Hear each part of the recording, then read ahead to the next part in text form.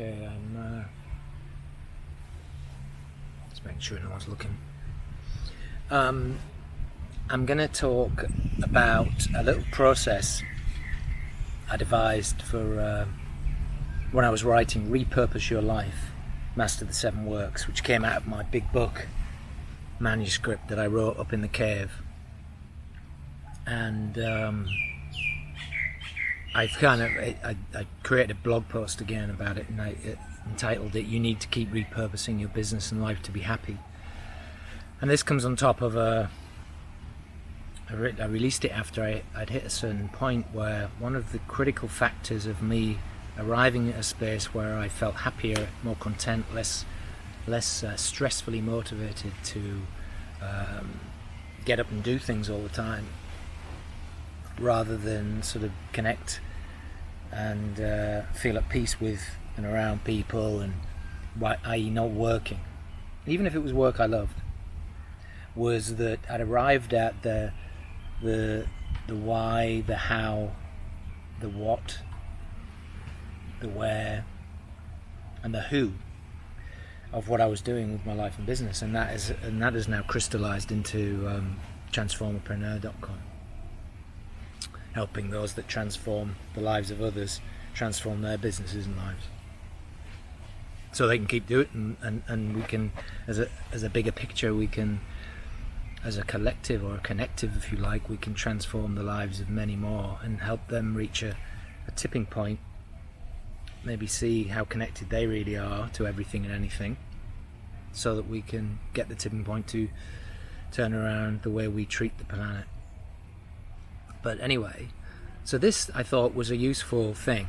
It's kind of a little bit ingrained into the book, and I think this isn't a pitch for the book. This is more just for me to try and explain these things that I realized about purpose, or purposes more precisely, and how they change over time, and how they're really informed. So I'm going to go through this post and expand and elaborate where I can. But first I need to just run through some definitions that I'd come up with throughout the book and I'd defined. But they're kind of poignant and really important to purpose and meaning in what you do in your life and business in any moment, or across larger swathes of time. I think the biggest crime we can commit against our own psyche is assuming that there is one true purpose. And for some that may be true, but it changes in the moment, in the day, in the week, in the month. But if you can have a loose sort of purpose framework, or purpose patch, I call it, that can evolve with interrogation, with looking inside, with doing some exercises like this, you can make sure you can stay aligned pretty regularly. Which is more fun, I find. Anyway, so we've got the creative core, and I refer to this as the source of your truth, your insights, your inspiration, your ideas, your intuition and intentions, and these all spring forth from your creative core. And that's easier to do when you're connected. But anyway, your real work, it's your most important work in life and of the moment. Work at our edge, beyond our comfort zone, rooted in giving to and of ourselves, aligned with the deepest truths of our why, how, and what of the moment, is real work. That can be solving gravity, or it can be spending an hour with your kid, or listening to your partner describe and talk about the feelings she had throughout the day. The insights, inspiration, the ideas, the intuition, the intentions of your creative core are manifested and realized through your real work, or real works. Your you outlook. Your you outlook is your vision of a future you, and a you that is made more powerful through unlimited, unrestricted access to your creative core and multiple interconnected channels of real work. Your you outlook sits at the center of a real-time creative feedback loop. It is a more connected you. It's the future you. Real work center. Your real work center is that grounded sweet spot through which your creative core, your you outlook, and your real work align.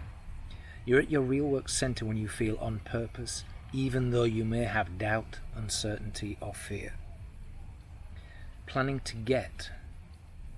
Our attitude and state in the moment are fully loaded with a skewed intention to get, in the future, that which we already have access to now in the present, ourselves.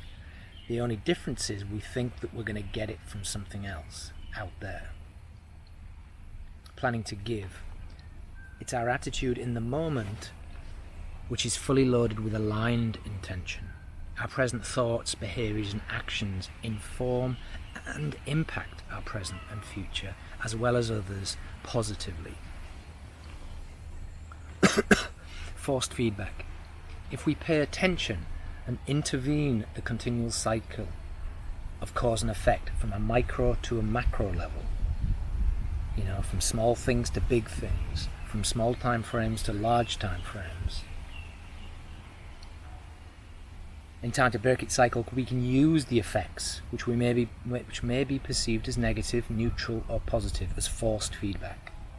This helps us change the patterns of perception and behaviour that keep leading us to events that we experience as negative. Limited you. This is your you outlook, held back by limiting beliefs. The version of you that is limited only in a specific area or at a certain time of your life. Today I am unlimited. Tomorrow I'll be limited and will have a limit to free myself from again.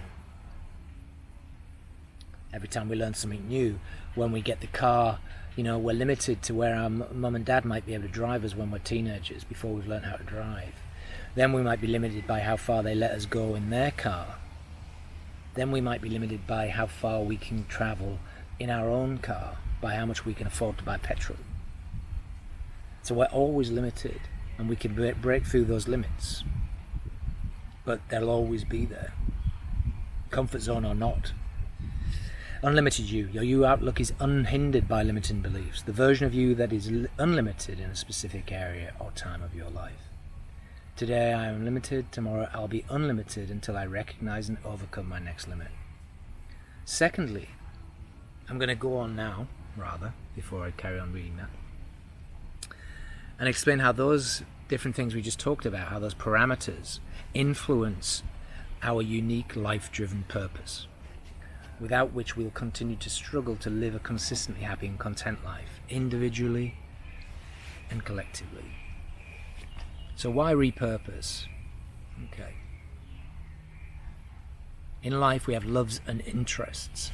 Our loves represent the past, whether that was last week, last year, or only a few moments ago. Our memories, experiences and attachments anchor us in the familiar and for the most part allow us to feel safe and secure. Interests, on the other hand, reflect our ideas and excitement about the future. They draw us forward to learn and experience more of life, both in the bigger picture and the detail. We might say that we feel our loves, and that they are to some degree inexplainable or inexplicable. They relate very much to positive emotional experience. Conversely, we think our interests. They are intellectual, more understandable and explainable. We often engage with our interests somewhat wantonly. We become attached to the promise of multiple positive outcomes that maintaining a broad range of interests purports to offer. The degree to which these internal and external factors overlap, we have, feel and express passion. You're interested in something, you love something, you're passionate about it. Or you'd be described as having a passion for it. Think losing weight. I think I might have a few examples here. Think being fit and healthy and food. You could have a passion for vegan or raw food diets. I don't know. Only you can know. However, experience tells us that even strongly held passions do not automatically inspire corresponding creative action. Instead, without meaningful whys, our passion would have us continually trying to understand and make sense of the past. we'd be relentlessly chasing our tail in a never-ending attempt to prepare for or take advantage of an unpredictable future. One coloured by our limited past and that will most likely never see the light of day.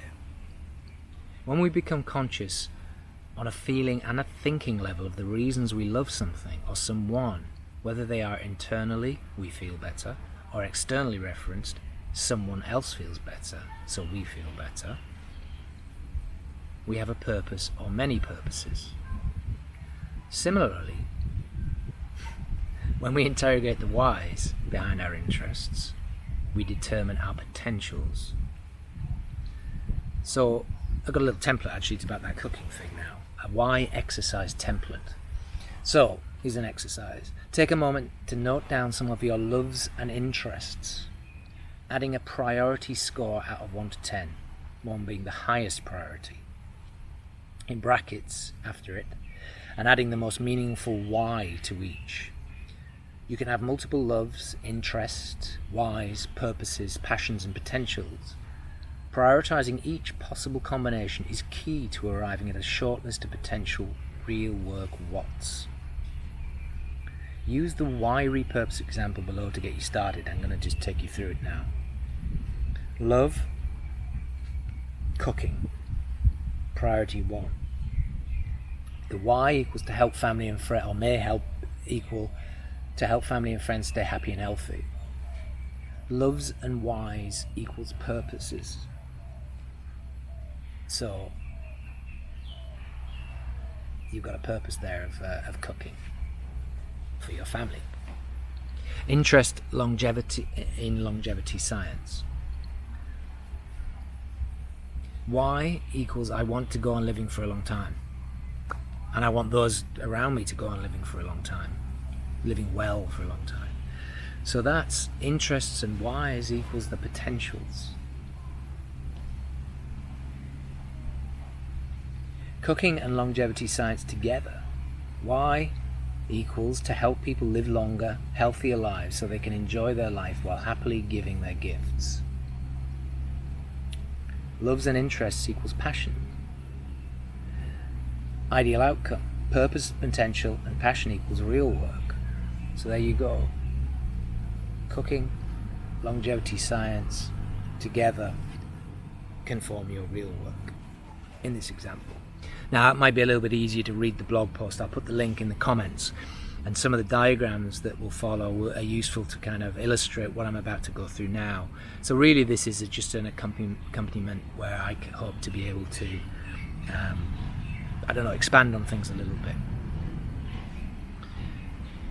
So we're going to look at certain states now, like a state of being, how you feel grounded or present in the world at any particular moment in relation to these things that we've just talked about.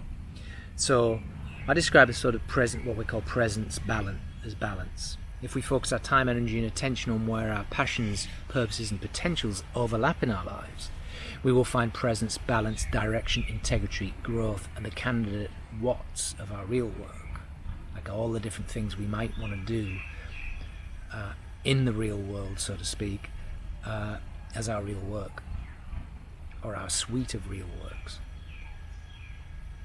Our real work center aligned, we are planning to give, and through positive force feedback we are creating and amplifying an unlimited you outlook. Now I can't show you the diagrams unless I put them up now on the screen, which I may do in the edit, but it's we're balanced between the past and the future. We're not too heavily weighted towards either. We're present. We've got a solid foundation of why emanating through our creative core. Our loves, interests and whys are overlapping perfectly so we can experience growth as a result of our passions, purpose and potentials. It's going to be good if we can look at this diagram because it becomes a lot clearer. If we're unstable and non-present, this is what happens. The less aware and connected we are to our present moment, whys, and the more disconnected our loves are from our interests, the more we will remain ignorant of our passions, purposes and potentials. There is little, if anything, holding the different aspects of our life together. We become unstuck, unstable, out of balance, directionless and purposeless. Instead of being lifted by our loves and interests, we are weighed down by them, conflicted and unable to discern that which is important to us and that which isn't. So, if you like, our loves and interests are inflated. So, compared to our whys, and our whys are a very grounding, present moment thread that holds our lives together, or not. That's the point. We become untethered without them, and we become limited. So our loves and our interests fall apart. It becomes more of a schism. There's no place for our passions and our purposes to overlap, and we are spending too much or more time in the past and future, probably trying to sort of solve those problems. Like, in the future I'll be able to overcome these problems I had in the past, when actually spending more time in the present is what, around these subject matters, is what will actually set us free and become limited. The future, hope. If we overemphasize our interests and in the process neglect our loves, we lean more heavily toward the future. We become detached, preoccupied, distracted, trying to preempt everything we can so that our expectations are met. We live in the hope that we've done enough so that nothing bad will happen, that we won't miss out, and that everything works out for the best. We are detached and planning to get free of our emotional and creative reality in the moment. So, in this instance, while we even still have the overlaps going on, our interests are so heavily weighted to the future that it neglects everything else. We become off balance. We're more into a getting mode of being, a planning to get, which takes us off center once again. We're not present, and we're also, at the very least, we're not thinking about giving as much. So that's what happens. This pendulum swings from one side, planning to get, planning to give, planning to get, through presence. And actually where we want to arrive at is somewhere in the middle, where we're centered, aligned with our real work. Our loves, passions, potentials, purposes overlap, and we have growth. And with growth, we feel better, we feel like we're moving forward, we feel like we're adding value and creating value. So, conversely, we have the past and regret. If we overemphasize our loves this time, and in the process neglect our interests, we lean more heavily toward the past. We become needy and limited, trying to control everything and ensure it stays the same and conforms to our old and outdated attachments. We live in regret because change is inevitable, and to the extent we avoid it, nothing good can happen to us. We are attached to the status quo, limited, always planning to get or keep hold of comfort and security by living in the past. So past regret. In both those states, our real work center is out of alignment. Through forced feedback, our you outlook is diminished and compounded negatively to become limited.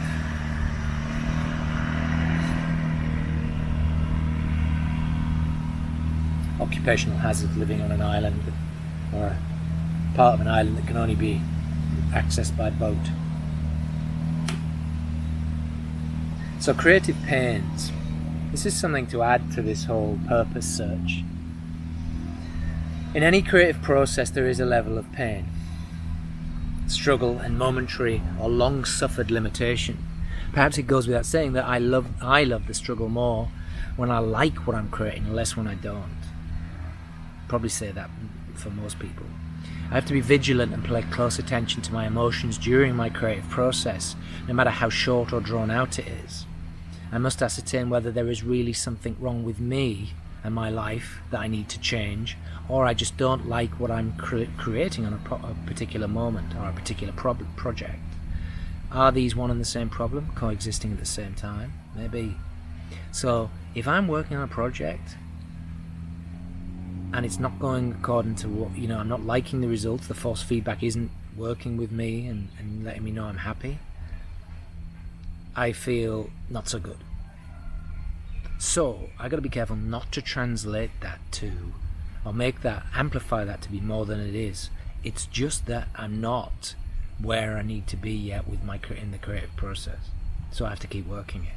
I have to keep showing up. I have to keep adapting, iterating, and tweaking and changing what I'm doing until I'm happy with it. There's the counter to that, of course, or the extreme of it is perfection, and of course perfection can limit you or end up taking too much time as well. But somewhere in between that unhappiness, a discontent with what you're creating in whatever form it is, and perfection, there is a sweet spot which allows you to decide you're happy to let it go. Either that means let it go, leave it, I'm no longer going to work with it, or I can push it out there, or I'll wait till later to continue and finish it. And that can be developing a product service, it can be doing something on your website, it can be writing a paragraph or a poem, whatever it is. It'd be great to hear your experiences of the creative process and how difficult, challenging that's been, and how you've worked to arrive at certain environmental conditions which help you tune in quickly. And of course the creative process it can also be about the developing of your transformational craft. You're combining things, your alchemical processes to bring different healing modalities together into one more effective healing process is a creative act.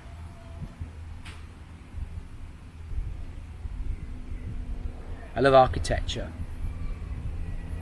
and I just haven't done it for so long, not really. And I feel that love in my process of doing the architecture, but just not necessarily in the outside world. But on reflection, this is interesting, I think, from my perspective. On reflection, outside of the loving of the architecture and the process, I don't think I was actually very interested enough in it for it to really keep me in the game.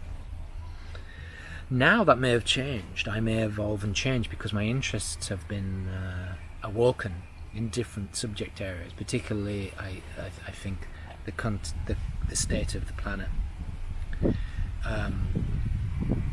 Does that mean I jump back into architecture in the traditional sense? Probably not. But it does mean I might use some of those skills and experience I gained while having my own architectural practice and creative marketing agency to a different purpose, different use, different interest, different passions. And I will keep watching that and keep deciding whether the time is right, letting a little bit of serendipity lead the way, but as well as keeping an eye on it myself. Interestingly, I'm feeling resistance as I write this, but that's kind of an old comment. I think when I wrote that book I was feeling resistance to the thought about admitting that architecture wasn't a huge interest, but I think that's changing again, and it just shows how transient we are. Nothing is ever fixed. We can change our mind, we can change our feeling, and do more of what we want to do when we want to do it.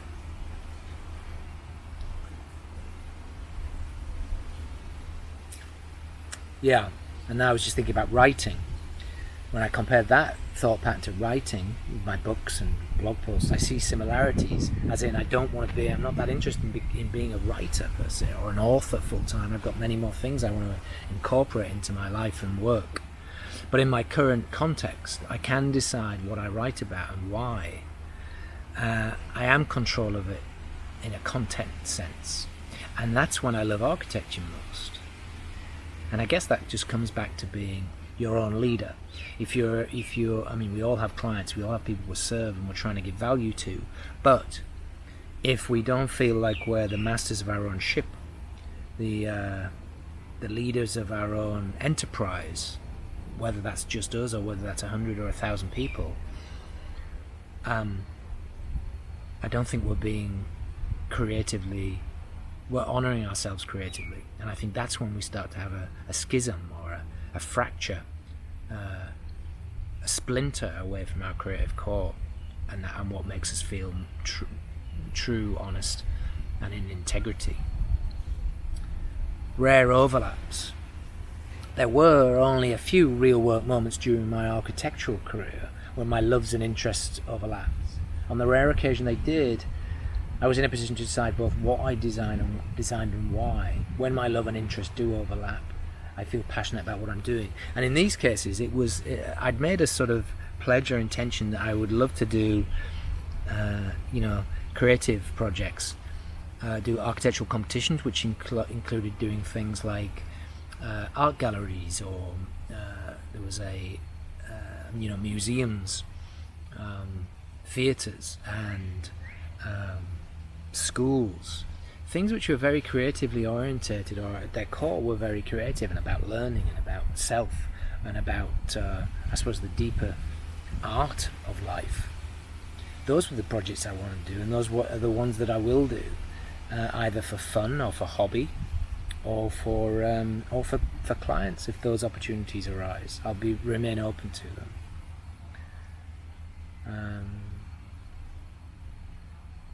Yeah. So I'm present, he says.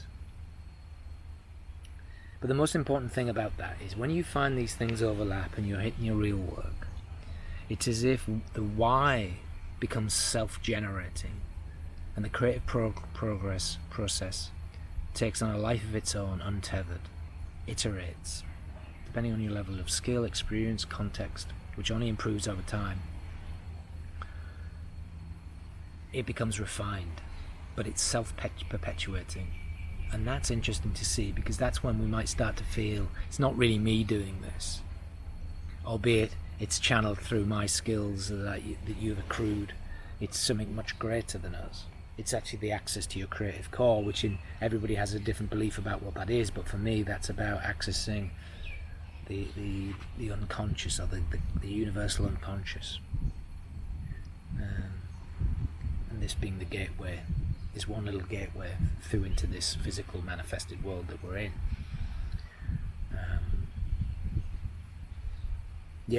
Work your why. Your you outlook will become unlimited, and you'll live a happy and more fulfilling and enjoying life. What more can we want and ask for? So listen, I'm going to put the link in the comments wherever this is posted and wherever you find it. So go read the